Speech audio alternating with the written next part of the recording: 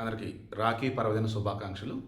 ఈరోజు బంగారం వచ్చేసి కొంచెం కాదు భారీగా తగ్గింది. ఎందుకు అంటే అత్తారింటికి దారే సినిమాలో కానీ బ్రహ్మానందం నువ్వు ఎక్కడ మొదలయ్యావో మరలా అక్కడే ఉంటావు అన్నట్టుగా పెరిగింది, మరలా తగ్గింది. కానీ ఇది బంగారం కదా, మరలా పెరిగింది. బట్ రాఖీ పండుగ వల్ల సేల్స్ పెరగాలన్నట్టు వాళ్ళు తగ్గించారని నాకైతే అనిపిస్తుంది. ఎందుకంటే ప్లాటినం అస్సలు కదల్లా, వెండి వచ్చేసి రెగ్యులర్ ఫార్మేట్లోనే తగ్గింది, బంగారం మాత్రం భారీగా తగ్గింది. సో బంగారం సేల్స్ పెంచుకోవడం కోసం ఇదంతా నాకు అనిపించింది. హ్యాపీగా డబ్బు ఉంటే ఇక మీ చాయిస్, కొనుక్కోవాలా వద్దని. ప్లాటినం కదలలేదు కదా, 56,580 రూపాయలుగా ఉంది. గ్రామ్ వచ్చి 5,658.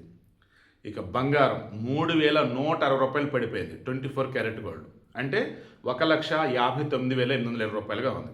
దెన్ అప్పుడు గ్రామ్ వచ్చి ఎంత 15,982. కమింగ్ టు 22 క్యారెట్ గోల్డ్ 2,900 రూపాయలు పడిపోయింది 10 గ్రాములు. దెన్ 10 గ్రాములు వచ్చి ఎంత ఉంది 1,46,500 రూపాయలు. గ్రామ్ వచ్చేప్పుడు ఎంత 14,650. ఇక 18 క్యారెట్ గోల్డ్ 2,370 రూపాయలు పడిపోయింది 10 గ్రాములు. దెన్ ఇప్పుడు 10 గ్రాములు వచ్చి ఎంత ఉంది 1,19,870 ఉంది. గ్రామ్ వచ్చి 11,987 రూపాయలు. వెండి 5,000 రూపాయలు పడిపోయింది, మార్కెట్లో 2,60,000 రూపాయలుగా ఉంది కేజీ.